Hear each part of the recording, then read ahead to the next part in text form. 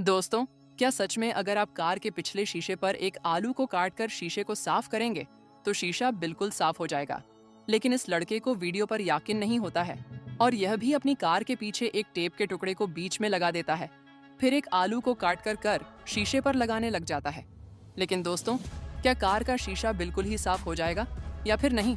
लेकिन उसे देखने से पहले लोग राम जी और अल्लाह में से किसे ज्यादा पसंद करते हो? राम जी को पसंद करने वाले इस वीडियो को लाइक करके चैनल को सब्सक्राइब करें।